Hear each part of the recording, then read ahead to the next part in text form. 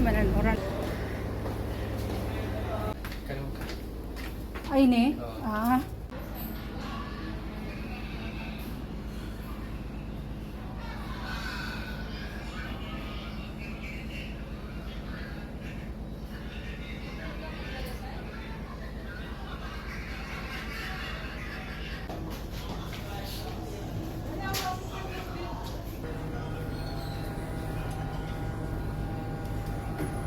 Ito yung cabin namin dito sa Kokalyong. May TV. Hindi ko lang alam kung functional. Tapos aircon, naka-aircon siya. Ito yung kanilang CR. At least may private CR kayo. Ito yung suite. Suite room is nasa 2,500. So okay na din. Para ka lang at least komportable yung pagbibiyahe mo papuntang Cebu. So, malinis naman yung CR. Okay naman siya. In case ito, may dalawang kumot. Okay na, komportable na. Hindi ko lang alam kung ilang oras papuntang Cebu. Mula dito sa Kokalyong. Calbayog, Maharlika. Maharlika, nasa Maharlika kami, Calbayog. Maginoo pala. 5:30 pa lang ng hapon, so matagal-tagal pa bago kami makaalis.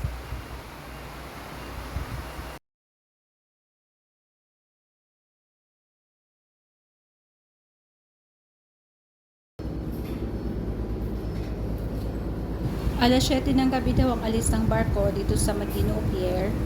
Hopefully matuloy kasi minsan late ng 30 minutes, minsan umaabot hanggang isang oras.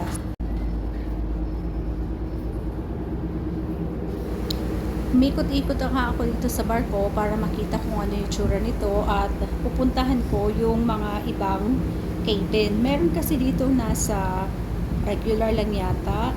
Tapos merong tourist, merong nasa cabin. Dito sa taas, nandito yata yung sa economy. Sa economy, ayan. Economy to. Itong hilera ng mga beds na to is economy siya.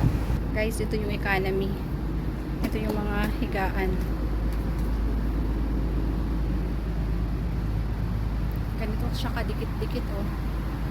Parang hindi siya naka-aircon. Economy nga eh.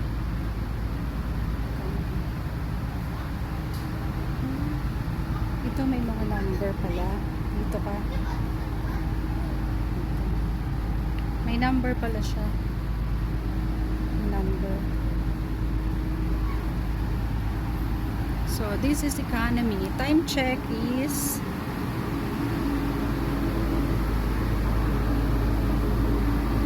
magpa-5.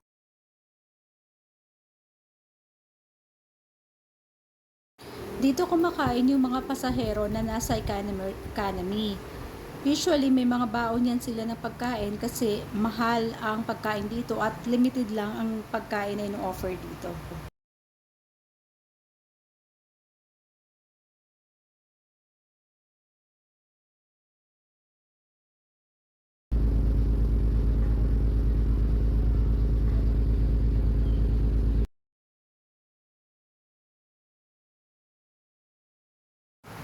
Balik na tayo sa baba. Tingnan natin yung mga ibang cabin.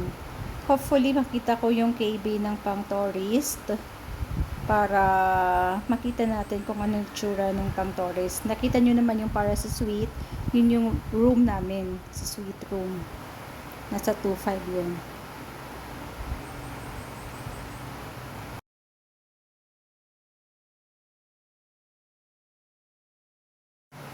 Ito is nasa regular economy pa rin siguro ang area na to. Meron din silang sink, pwede kang magilamos. Tapos, ito naman yung restaurant daw, nasa taas. Ito yung dining area para sa mga tourist. Nagbayad ng tourist. Okay. May video. Pwede kang mag-play.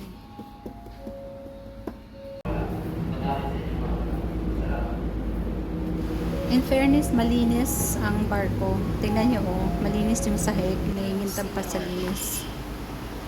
Ito yung CR. Malinis din yung CR. CR ng mga lalaki at saka yung CR ng mga babae is okay naman siya. Siguro dahil hindi naman passenger season ngayon, kaya medyo malinis yung mga comfort rooms dito. Baba tayo, tignan natin yung kanilang restaurant. Nasa baba pa. Walang ganong magkain dito, yung mga usual na bibili lang.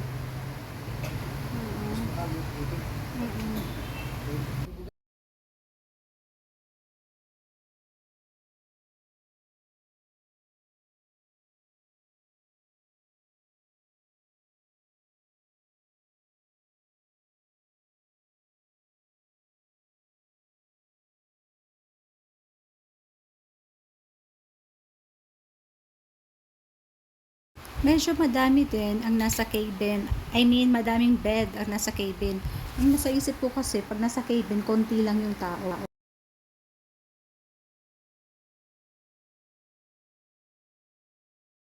Madami-dami pa rin bakante, siguro dahil hindi nga talaga siya peak season, kaya kokonti ang tao at hindi gaanong masikip at hindi gaanong madumi yung barko ngayon.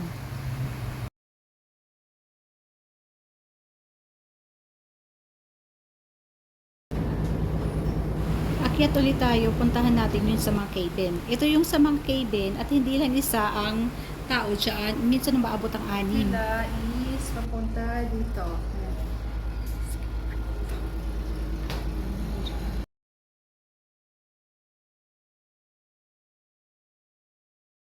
Inantok na ako kakaikot-ikot kaya babalik muna ako sa room at matutulog muna tapos saka na lang uli lalabas.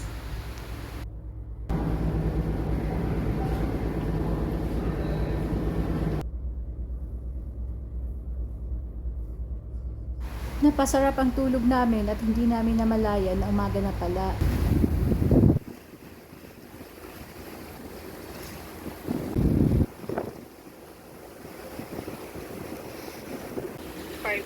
ng umaga.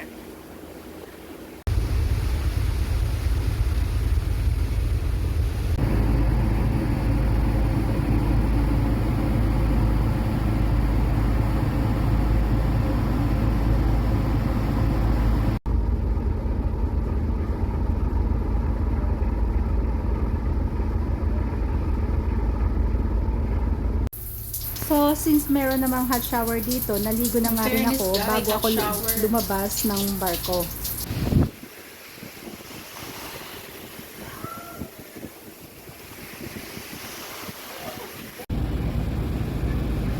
Finally, nakikita ko na yung port. So, ayan na nga, malapit-lapit na rin kami pag-disembark. At salamat po at maayos naman ang first time experience ko dito sa Pukalyong.